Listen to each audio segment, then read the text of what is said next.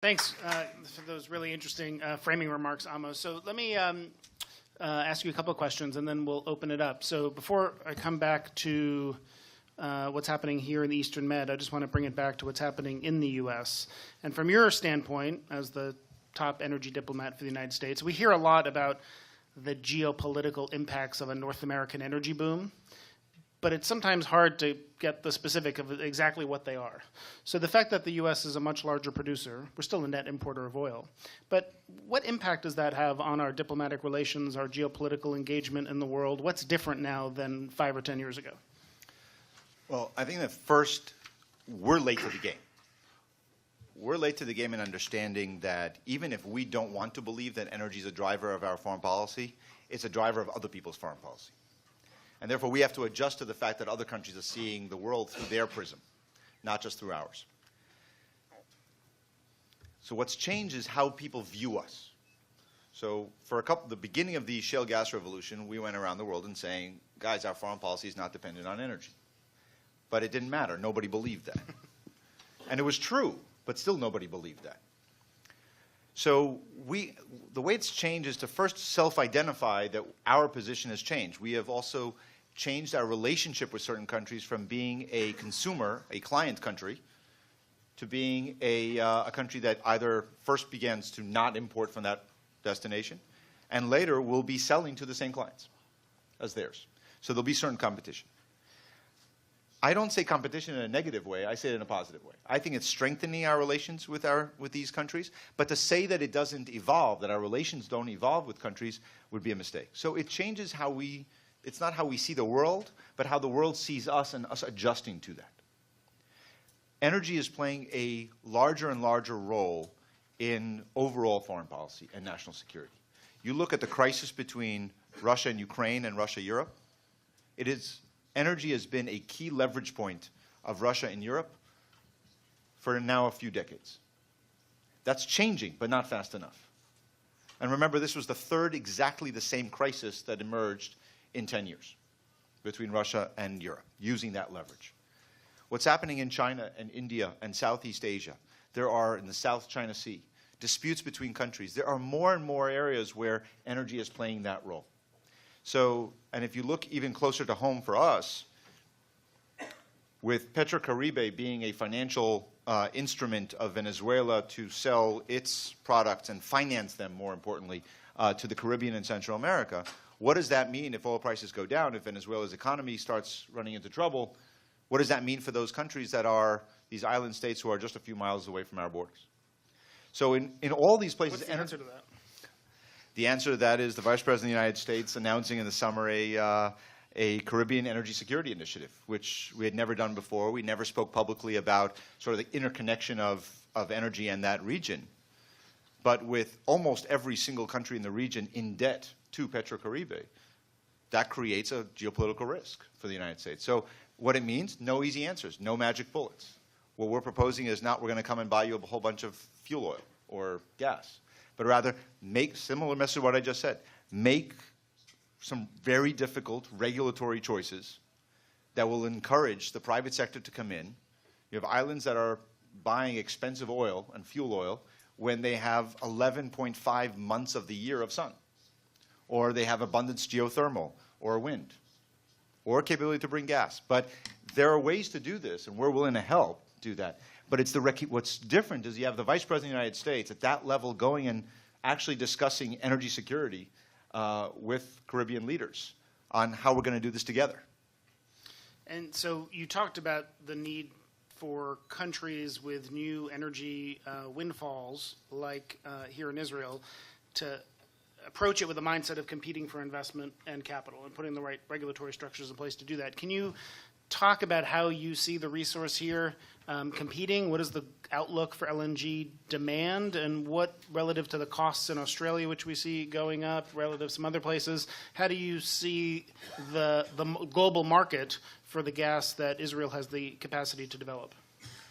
Well, as I said before, I think that the most advantageous gas clients for Israel are here in the region, is the neighborhood. The idea of LNG has been dashed a while ago because first domestically there's the There's the not in my backyard approach to an LNG facility. Most people who have their properties on the beach don't want an LNG facility right in front of their windows. And you have environmental concerns here. And so LNG kind of, the classic LNG onshore was off the table. If you look at the region, you have different countries that bring different things to the table. So Israel and Cyprus could bring the actual gas to the table, the resource. You have countries that have existing infrastructure that's already there. You have other countries that have the demand. If you look at every country trying to create a microcosm of a global market inside that country, it's not going to work because it's going to require billions of dollars of investment. So you're going to you can't build infrastructure in every single country. So Israel has gas, Cyprus has gas, Jordan has demand, Egypt has demand, Egypt also has infrastructure. Turkey has infrastructure and it has demand. So you have when I say the neighborhood, by the way, just for the parameters, I'm talking about Turkey, Greece, Cyprus, Egypt, Israel, and Jordan. Lebanon can join that effort if we are successful in some more difficult efforts. But that's the parameters here. Turkey is interconnected with Europe already by infrastructure.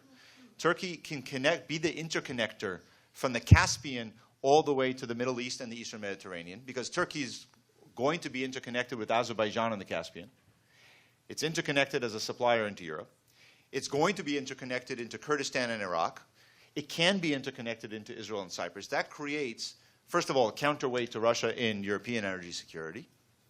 And it's a real market on its own. It's one of the only growing demand structures here in this region. So if you have two major anchors of Egypt and Turkey with a medium-size anchor or a small-size anchor, but important in Jordan, and you have the Palestinian Authority that sits right here, you can really have a market without relying on the international.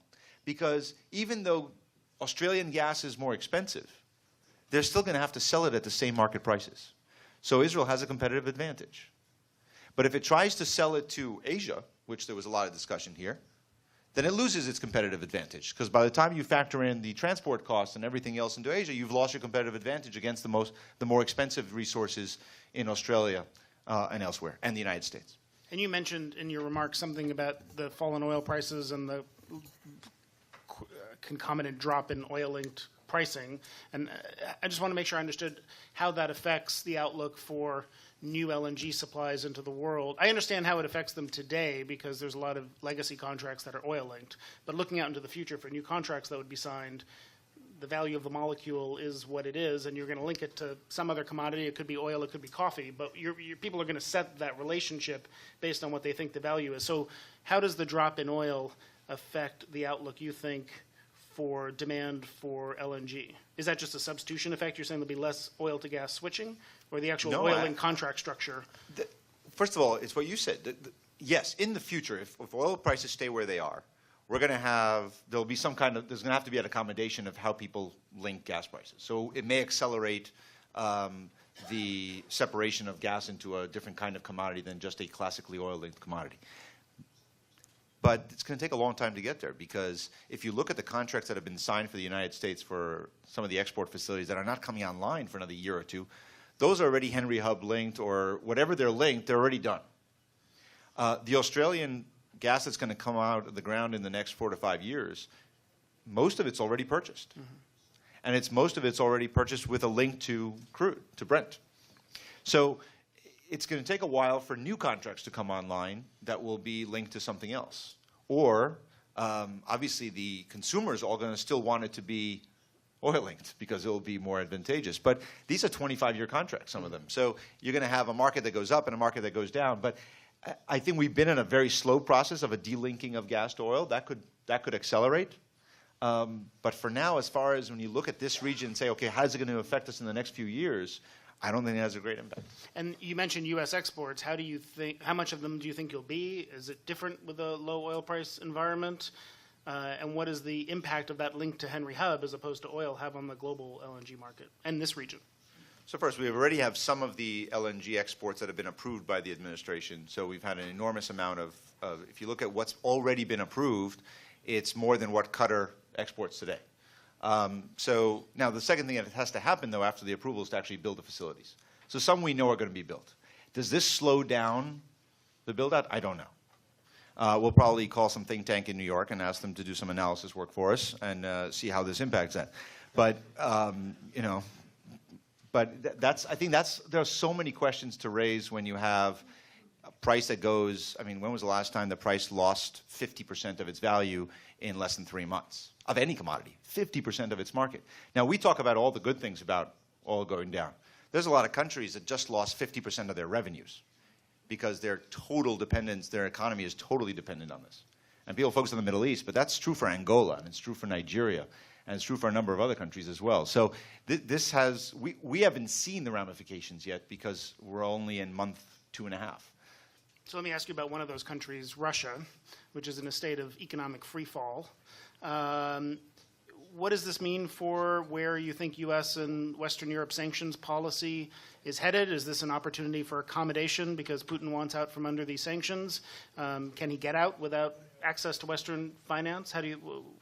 What happens now? I think the United States and Europe have been absolutely clear as to what Russia needs to do to get out from under sanctions or begin to come out from under sanctions. There were the Minsk agreements that they have agreed to that they can now implement.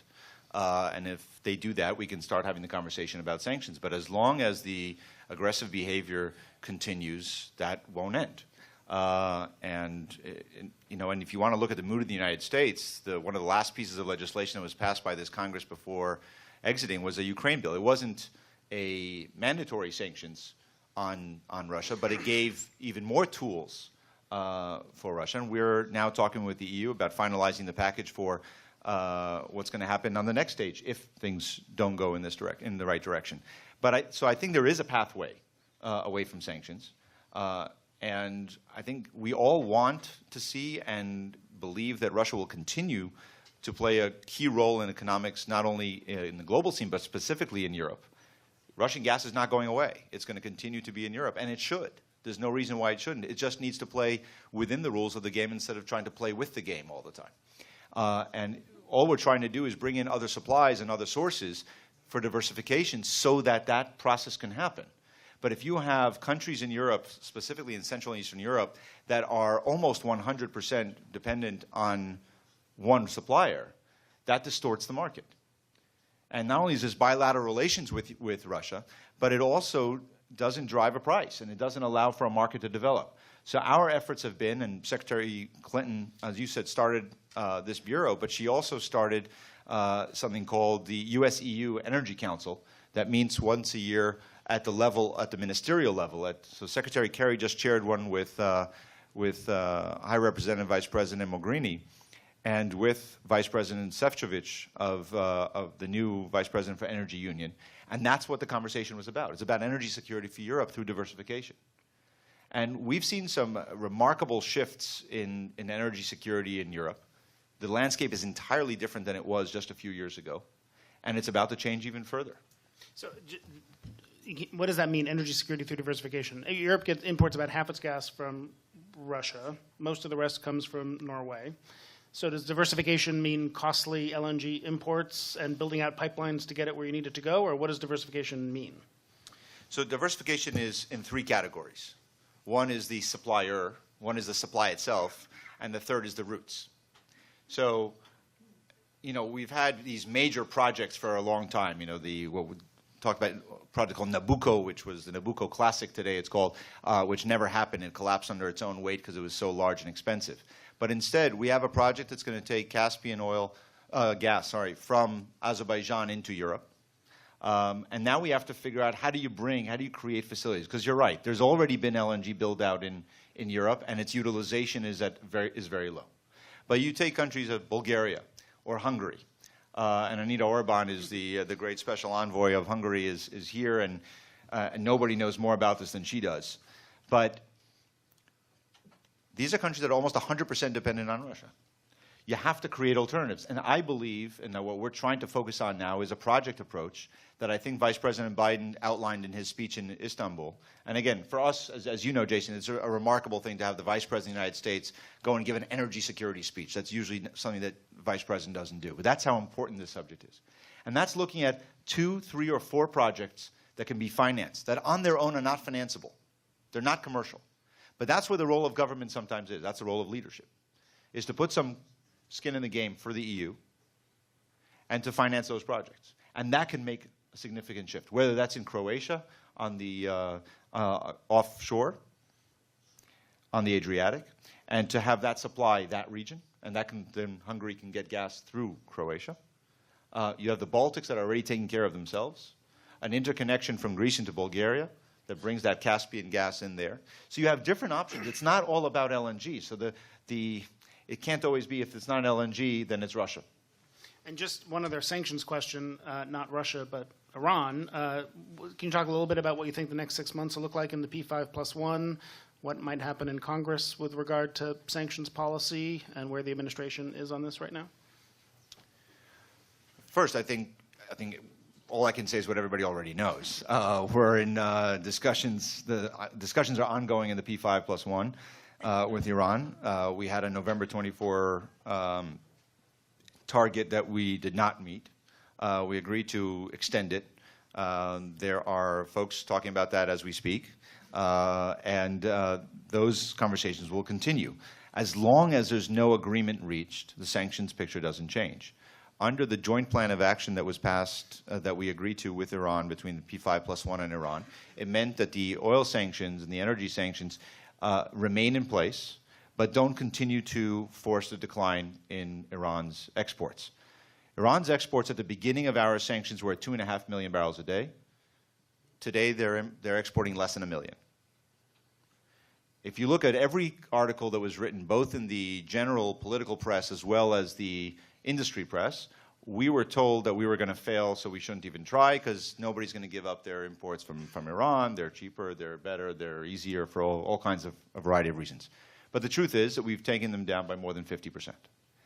And not only that, but they get no revenues from that. So when they sell oil to the 5 approved countries that they can still sell to, and it's only 5, the money that they get for the commodity has to stay in the bank. They cannot repatriate it back to Iran.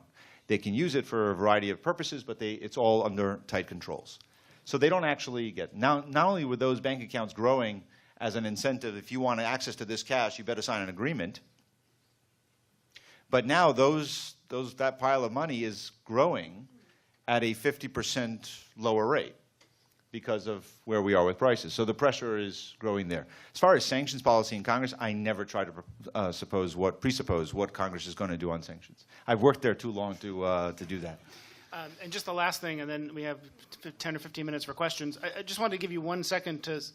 Can you say a word for everyone here, just so people know what the Bureau does at the State Department? We talk a lot about energy security, but the work on energy access, the work on energy poverty, obviously Todd Stern is the lead on climate, but you guys play a role in that too. Can you just say a minute about what the Bureau does? So the Bureau is supposed to look at, what the State Department, what Secretary Clinton wanted to do was to look at 3 different aspects of this. One is that energy connects a lot of dots around the world these days, and that was the real realization. The first is that it's part of our foreign policy and national security, as we discussed. The second is, if we want to talk about development and put in a lot of resources into developing countries, how do you move from a small business to a medium-sized business? How do you create a small business if you don't have regular access to affordable and reliable source of electricity? If you don't have that, you can't create a small business environment or a medium-sized business, which means you can't have an economic growth. So alongside our national security and our development, we have to have a process that allows for access to power. So there's a whole group of people in the Bureau that look at energy access.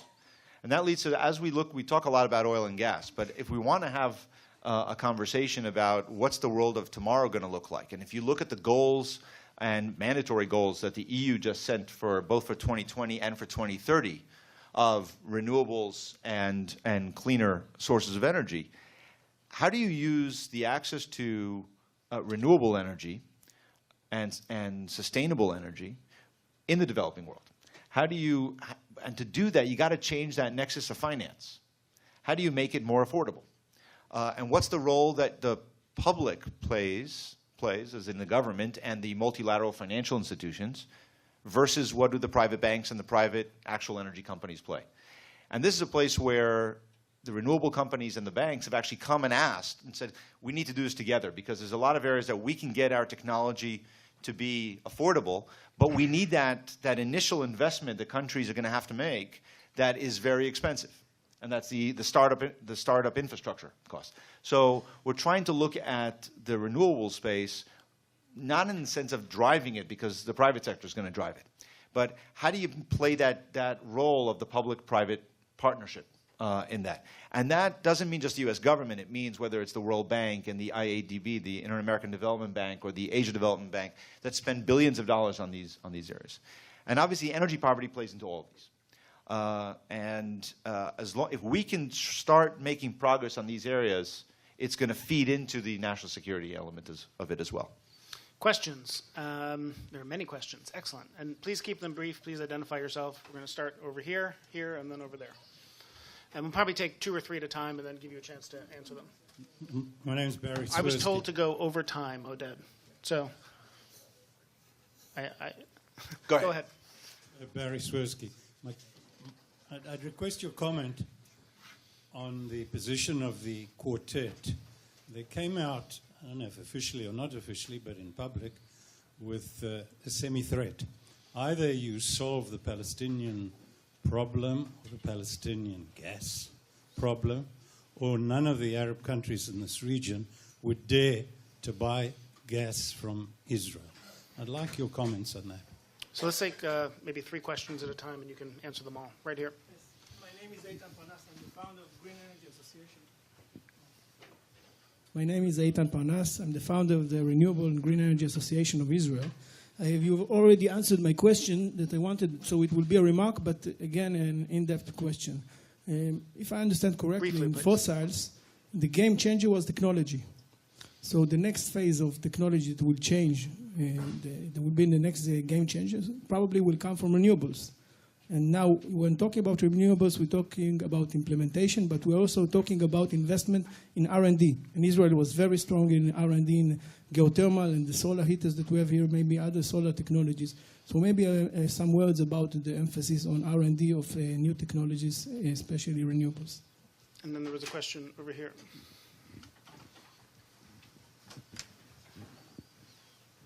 Gidon Bromberg from EcoPeace Middle East. What is the, or if there's a administration position on Gaza Marine, what role do you see for Gaza Marine as a geopolitical perspective, Israel, Palestine, and perhaps Israel, Palestine, Jordan? Did you get all those? Yep. Okay. I'm going to connect the first and the third. But before I actually answer the question, my preamble is going to be that I'm not going to comment on what OQR, what the Office of the Quartet said. First, because I don't exactly know what they said. That's a better. But again, I don't know exactly what they said. I don't have the quotes in front of me, so I don't want to be able to respond to something that I'm not sure of. So let me just take what your characterization of what they said, and I'll answer the characterization. I doubt that they intended it as a threat. Knowing some of the people who work there, and I think they're good people who are trying very hard to support their mission, which is to create a vibrant economy in the Palestinian Authority, and that's inherently in Israel's interest as well. I think that it's important that the developments in energy here are regional, and I think that there is no one-size-fits-all approach to that, and what our role has been, what my role has been, is to try to generate the conversation, to facilitate the conversation. And this is where I'm going to combine it with the third question about Gaza Marine. Gaza Marine is a field that has been known to us all for 15 years now. British Gas was awarded the license for it. It has great potential. It's not a giant field, but it's a sizable field that has a solid economic model to it. It has agreements all around that there's no reason except for politics that it should not come to fruition. Some of the economic issues in its construct had to change, and they did. So I'm still very optimistic that can happen. From everything I've seen, the government of Israel has been supportive of it as well. And if you look at the actual very first contract that was signed between the the Leviathan and Tamar partners with an outside party, it was with a company operating in the Palestinian Authority. That was the first contract to be signed for the potential future Jenin power plant. I'm sorry? I'm saying, but even before Jordan, the very first was with the Palestinian Authority. That was the first one. Obviously, the APC deal, the Arab Potash Company deal in Jordan was followed soon after that with an LOI that was signed after that with Jordan and another LOI with companies operating in Egypt. So the answer is that, first, I don't really know what the value of any threats would be because of the facts on the ground suggest that this is well underway. But that doesn't mean that the message of bringing Gaza Marine online is not a correct one, and we should. It's complicated, as everything in this region is. But if you take the approach of it's complicated, so let's not do it, then nothing would ever get done. And there's always the people who will be there telling you why it can't be done, and that's true here and it's true everywhere. Look at all complicated energy projects. We were all told they couldn't happen. The Southern Corridor, the Baku-Tbilisi-Jehan, the front page of the Wall Street Journal said this will never, ever happen. It did. It's flowing. It's fine.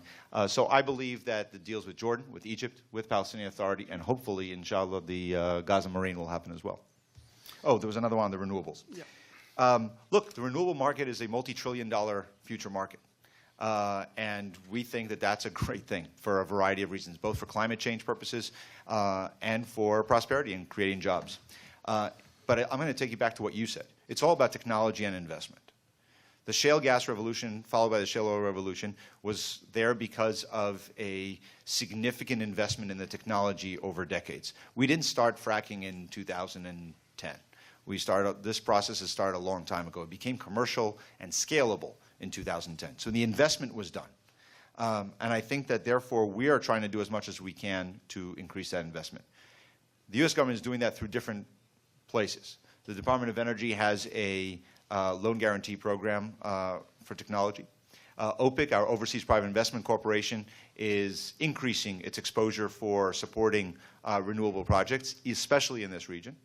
Exim Bank is doing the same. I just went to 2 projects that we're moving forward on geothermal and on wind in Malaysia and Indonesia.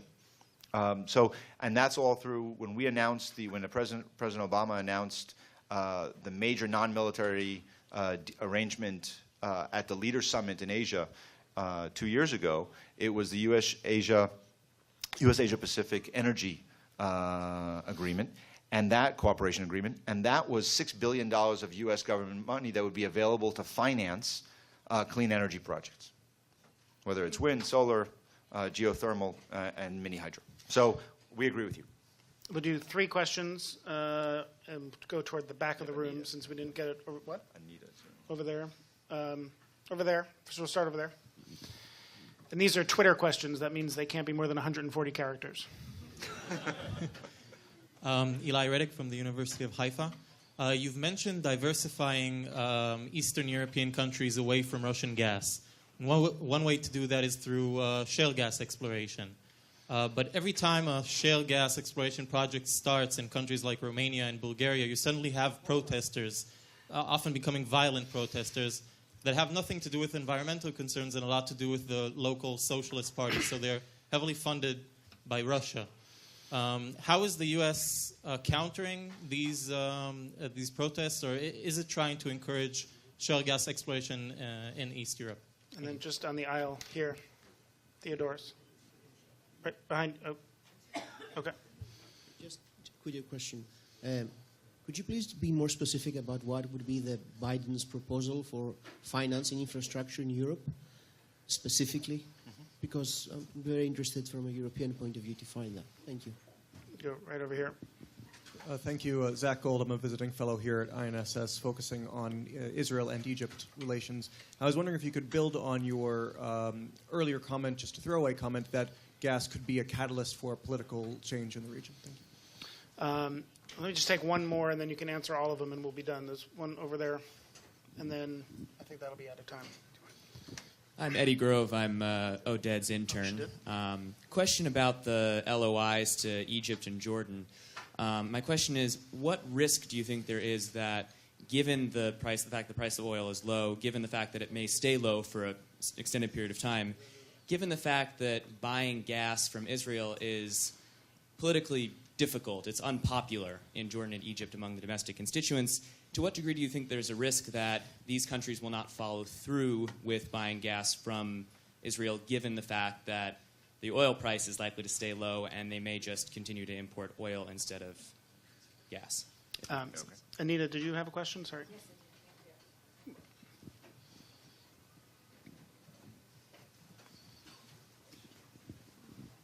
Thank you. Anita Orban from Hungary. There was this recent announcement of Russia about terminating the South Stream pipeline and kind of rerouting it towards Turkey. As much as I think it was rather a unilateral announcement and not based on mutual understanding, what can be Turkey's calculation in this with regard to the region and Europe and its place as an energy hub? 5 questions, 3 minutes. Go. All right. On Central Europe and shale, I agree with you. There are certain outside actors that seem to be very concerned about the environment of those countries and are willing to fund to support the environment of those countries. Look, we don't counter it because we don't tell countries to go and explore in shale. But if they're going to do it, we support them. We have a program called the Unconventional Gas Technical Expertise Program. Several of the countries you mentioned and others, we work with them to help them through this process to not repeat our mistakes and learn from our experience. But there's a secondary issue, which is that the resource is not what a lot of folks thought. So you had an enormous amount of investment done in Poland. You had 6 companies. There's only 1 left. There's a challenge where there's a lot of excitement about shale in general as replicating the U.S. example. The resource is not even across the world, and it may not be replicable in Europe. On the infrastructure, on the EU infrastructure question, there are processes within the EU of approving projects. That's part of the problem. You have a priority list of projects. There are currently on that list of priorities 243. That's where the problem lies. So I think that Europe is well aware of this and trying to figure out the right mechanism. And everything I've heard from my colleagues in the new commission is that they are very cognizant and looking for the right models to offer that financial support for agreed-upon projects. And if you look at the agreement reached between Estonia and Finland just recently between the 2 prime ministers through Europe, I think that's a good indication of being on the right path. As far as the oil prices leading to whether or not Egypt and Jordan will still need the gas, I don't see necessarily a connection between those 2 elements because yes, you can import fuel oil, but in economies that are dependent on gas for their infrastructure, they need the gas. So yes, Egypt has tried to stopgap and fill the gap of gas, of the absent gas, with fuel oil. That only takes you to a point. And that's why even though they had an abundance of fuel oil and other petroleum products coming in from the Gulf, you still had rolling blackouts over the summer. That's something that I think they would like not to replicate and therefore bring in new gas. As far as the last question that Anita raised on South Stream, which is the hardest one, I have been increasingly public over the last few months, as you know, on my views on South Stream. A $45 billion project by Russia that takes the same gas from the same fields to the same customers with just a different route is not an economic decision. And it is intended to double down on dependence on Russian gas. That's what we saw that project as. And again, it's not for us to decide. It's for European countries that are eager for more energy security. So it's not for us to decide. And I know that my position is not the same as your government's on this. The announcement that South Stream is dead, I think is a welcome decision by the Russians, understanding that the markets are evolving and you need to have a market-based solution. All I saw of the announcement of President Putin was that he discussed the interest that Russia has in building a pipeline to Turkey. I have not seen any comments from Turkish officials from the moment of that announcement to today that indicate that they are interested in building that pipeline. But again, you should ask the Turkish officials to comment on that, not me. We would view that kind of a pipeline similarly to how we viewed South Stream. and it would simply be South Stream by a different name and a different route. Please join me in thanking the U.S. Special Envoy and Coordinator for International Energy Affairs, Amos Hochstein.